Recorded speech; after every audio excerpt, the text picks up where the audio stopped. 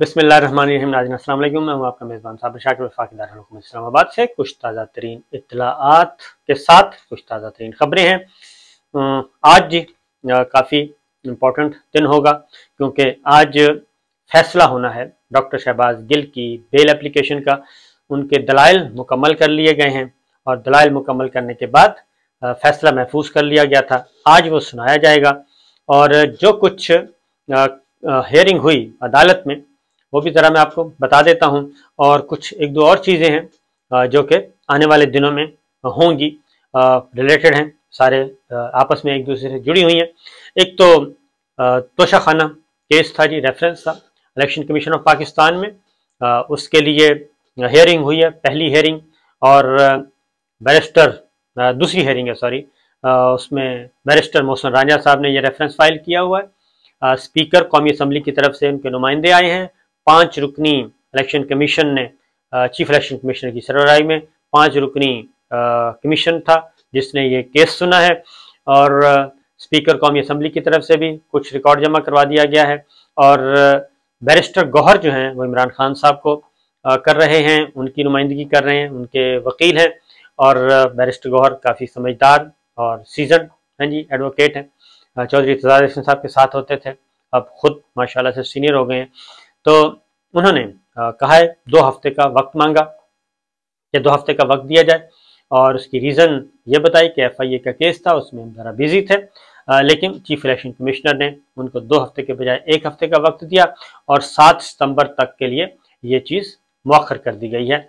एक तो ये है क्योंकि इसमें इलेक्शन कमीशन ऑफ पाकिस्तान से कोशिश की जा रही है तोशाखाना में कि जनाब उन्होंने तहाइफ जो वहाँ से लिए उनको मेंशन नहीं किया, डिक्लेयर नहीं किया। ये है एक चीज़। दूसरी, एक इस्लामाबाद हाई कोर्ट में केस चला जिसमें उनको इजाज़त तो मिल गई, लेकिन उसमें chief justice Islamabad high court के जो ऑब्जर्वेशन, जो रिमार्क्स थे वो बड़े मीनिंगफुल थे। और उसमें उन्होंने ये कहा कि इमरान खान साहब ने जो स्टेटमेंट दी खातून जज के बारे में, वो ना देते तो बहुत बेहतर होता, क्योंकि उसकी वजह से बाकी चीज़ें जो हैं उन पे वो इफ़ेक्ट पड़ेगा। और एक लीडर को ये ज़ेब नहीं देता कि वो खातून जज के बारे में इस तरह की बात करें। और उनकी गुफ्तगू वहाँ पे वो पढ़कर भी सुनाई गई।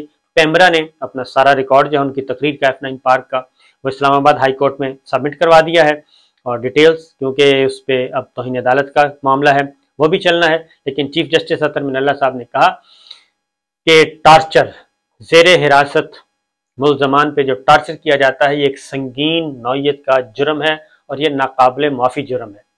और उससे भी बड़ा जो टार्चर किया जाता है कि फिजिकल है, एक उससे बड़ा टार्चर है जो लोगों को घरों से उठाया जाता है और उनको लापता कर दिया जाता है, ये उससे भी बड़ा टार्चर है। ये चीफ जस्टिस अतर मिनल्ला साहब कह रहे हैं। और जो पाबंदी लगाई साबिक वज़ीर आज़म इमरान खान से के पर, जो कि लाइव जी नशर नहीं हो सकती, लाइव नहीं थी वो, वैसी पाबंदी थी कि उनको टीवी पे नहीं दिखाना। तो चीफ जस्टिस अतर मिनल्ला साहब ने पूछा कि क्या इमरान खान एक सज़ा याफ्ता है, तो बताया गया कि नहीं जी, सज़ा याफ्ता नहीं, अभी तो ट्रायल भी नहीं हो रहा कहीं। तो उसके बाद उन्होंने कहा कि ये कैसे मुमकिन है एक सज़ा याफ्ता शख्स भी ना हो और इस पर पाबंदी लगा दी जाए। तो लिहाजा वो फौरी तौर पर उन्होंने ये भी कहा कि पैमरा का जो नोटिफिकेशन है पाबंदी का, ये आर्टिकल 19A की खिलाफ वर्जी है। तो हम ये पैमरा से भी कहेंगे, चेयरमैन पैमरा से भी, और पैमरा पूरी एक अथॉरिटी है, उनसे कहेंगे ज़रा अपना माइंड भी अप्लाई किया करें। अगर कहीं से फरमाइश आती है तो उस फरमाइश को इम्प्लीमेंट करने के लिए ज़रा सोचा भी करें, क्योंकि अदालतों में तो उन्होंने ही पेश होना होता है। तो इसलिए ये चीज़। और फिर एक और बात भी है कि चीफ जस्टिस अतर मिनल्ला साहब ने ये बात की और बिल्कुल दुरुस्त की कि शहबाज गिल का जो केस था टॉर्चर वाला, वो इंतहाई फिट केस है। उस पर लोगों की गिरफ्त, अफसरों की गिरफ्त हो सकती है और उन लोगों की गिरफ्त हो सकती है जिन्होंने टार्चर किया है, क्योंकि ये एक नाकाबिले माफ़ी जुर्म है। और इसलिए उन्होंने कहा कि शहबाज गिल का जो राइट है फेयर ट्रायल का, वो भी इस वजह से मुतनाज़ हो सकता है, क्योंकि फोकस करना चाहिए टार्चर पे बजाय इसके कि किसी को धमकियां दी जाएं और इस तरह की बात की जाए। तो डॉक्टर शहबाज गिल की दरख्वास्त जमानत पे आर्गूमेंट सुनने के बाद, क्योंकि डॉक्टर शहबाज गिल के भी पढ़कर सुनाए गए, उनके वकला ने पढ़कर सुनाया इस्लामाबाद डिस्ट्रिक्ट एंड सेशन जज में, वहाँ पे पढ़कर सुनाई गई और उनकी स्टेटमेंट पढ़कर सुनाई गई, उनकी 20 ट्वीट्स पेश किए गए कि भाई वो कह रहे हैं कि मैम फौज हमारी है और फौज माथे का झूमर है और ये सब कुछ किया जा रहा है, लेकिन उनके जुमलों को, उनकी गुफ्तगू को तोड़ा मोड़ा गया और तोड़ मरोड़ के पेश करके और एक FIR और एक मुकदमा दायर करने की कोशिश की गई। उसमें जो आसिया का केस था वो भी मिसाल के तौर पे उन्होंने पेश किया कि मुद्दई ये कह रहा था कि आसिया ने तौहीन रिसालत की है, जबकि मुल्ज़िमा ये कह रही थी कि मैंने नहीं की और मेरा ये कहने का मतलब नहीं था। उस केस का भी हवाला आया। तो इसलिए अगर डॉक्टर शहबाज गिल ये खुद कह रहे हैं, जो मुल्ज़िम है, कि मैंने ये बात इस तरह नहीं की, इसका मतलब कुछ और है और ये सियाको सबाक है, तो फिर उनकी बात को लेना चाहिए, ना कि एज्यूम करना चाहिए कि इन्होंने फौज के खिलाफ बात की है। ये सारी चीज़ें होने के बाद ये मुकदमा सारी डिटेल्स आर्गूमेंट्स के बाद जजमेंट रिजर्व की गई है और आज 11 बजे फैसला सुनाया जाएगा डॉक्टर शहबाज गिल की दरख्वास्त ज़मानत पे कि उनको बाद अज़ गिरफ्तारी उनको रिहाई मिलनी है या नहीं मिलनी। नाजायज़ असले पे उनकी पहले ही ज़मानत हो चुकी है और इसी तरीके से जमील फारूकी का मामला जी वो भी अब चला गया है, मौखर हो गया है और उसकी वजह से शायद जज साहब छुट्टी पे थे, तो इसलिए वो बाद अज़ गिरफ्तारी ज़मानत नोटिस हो चुके हैं और उसके बाद अगला फैसला आएगा। तो एक और अच्छी खबर आपको देता हूँ जी, और वो खबर है सियासतदान। मुझे लग रहा है कि सियासतदान जो हैं वो समझदार होते जा रहे हैं और सियासतदानों में ये बात आ रही है, वो खा अपोजिशन के या हुकूमत के, उनमें और फिर दानिश्वरों में भी। मैं एक बार फिर एक बात कहना चाहता हूँ कि मेरा ख्याल है कि मेरी जो गुफ्तगू है उसका कुछ असर हुआ है पॉजिटिव सेंस में, और वो ये है कि मैं तमाम इस वक्त हुक्मरान इत्तेहाद में जितने भी पॉलिटिशियंस हैं, और मेन पॉलिटिशियंस उसमें आसिफ अली जरदारी साहब हैं, बिलावल जरदारी साहब हैं, नवाज शरीफ साहब हैं, शहबाज शरीफ साहब हैं, मरियम बीबी हैं और मौलाना फजलुर रहमान साहब हैं, इमरान खान साहब हैं, इन सबको, और बलूचिस्तान के भी अख्तर मेंगल साहब को, MQM को, इन सबको, काफ लीग को, इन सबको मैं एक बात कह रहा हूँ कि ये वक्त बड़ा क्रूशल है। अगले अभी मजीद गुजर गए, अगस्त भी कमोबेश गुजर गया है, सितंबर का महीना 4 और अक्टूबर के 2 हफ्ते यानी कि 15 अक्टूबर से पहले पहले, अब 6 हफ्तों का वक्त रह गया है। इन 6 हफ्तों में फूंक फूंक कर कदम रखें अगर पॉलिटिशियन, सियासतदान, और पहले मैं सियासतदानों की बात कर रहा हूँ, अगर फूंक फूंक कर कदम रखें और अपने दरमियान तलखियों को ज़रा थोड़ा सा नीचे ले आएँ, टेम्परेचर को नीचे ले आएँ और आपस में बातचीत, डायरेक्ट ना सही इनडायरेक्ट बातचीत का सिलसिला शुरू करें और सोचें कि इनको ड्राइंग रूम्स में बुला बुला के जो कुछ बताया गया, अगर वो आपस में नोट्स ही शेयर कर लें, सारे लोग आपस में नोट्स शेयर कर लें, तो पता चलेगा कि ड्राइंग रूम में हर किसी को मुख्तलिफ बात की गई और ट्रैप करने की कोशिश की गई। इसके अलावा और कोई नहीं था, ट्रैप करने की बात की जा रही थी और हर किसी को एक गोली दी गई है, मुख्तलिफ किस्म की गोली दी गई है, हर तरह, हर किसी को। एक को गोली कुछ थी, मौलाना फजलुर रहमान साहब को कुछ गोली दी गई, शहबाज शरीफ साहब को कुछ दी गई, शहबाज शरीफ, नवाज शरीफ साहब के बंदों को कुछ कहा गया और MQM को कुछ कहा गया, अख्तर मेंगल साहब को कुछ और कहा गया, PTI को कुछ और बताया जा रहा था।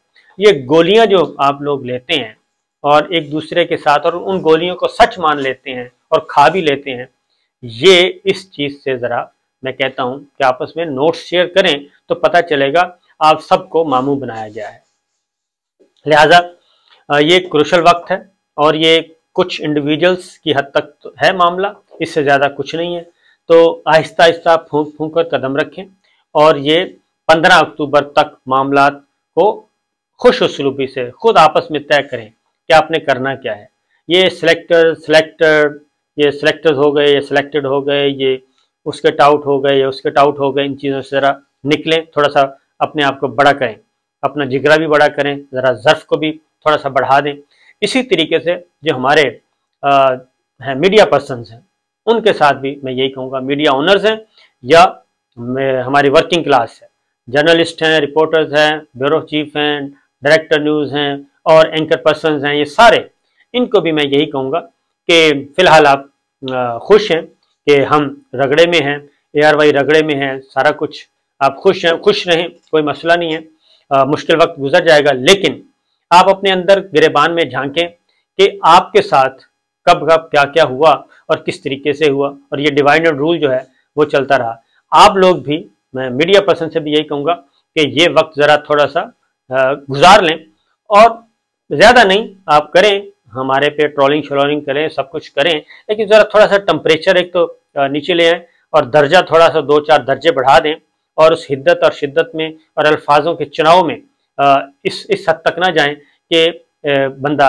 वो ऐसा हो कि जवाब देने पे मजबूर हो जाए। इस तरह की बातें ना करें, क्योंकि हम देख रहे हैं कि वही दानिश्वर अब जो उस वक्त IMF को और उस वक्त की हुकूमत को जिन जिन बुनियादों पे बुरा भला कह रहे थे, गालम गलोच कर रहे थे, अब वही दानिश्वर और वही हमारे सहाफ़ी भाई जो हैं वो पिछले ट्वीट्स और पिछली गुफ्तगुएं और सारा कुछ भूल गए। अब वो दूसरी तरफ, और वो आपस में ही ये जो लड़ाई चल रही है, ये भी जो सोशल मीडिया पे भी अपनी लड़ाई को ज़रा कम करें और मफाहमत की तरफ जाने की कोशिश करें, क्योंकि 15 अक्टूबर तक अगर हमने ये सारा मुसीबत बर्दाश्त कर ली और ये सब कुछ स्मूथली हो गया और ये सारा मामला हो गया खुश उसलूबी से, तो यकीन जाने कि पाकिस्तान में जमहूरियत भी मजबूत होगी। हमारे तमाम इदारे बशमूल अफवाज पाकिस्तान के तमाम आइनी इदारे, तमाम सिक्योरिटी इदारे भी मजबूत होंगे।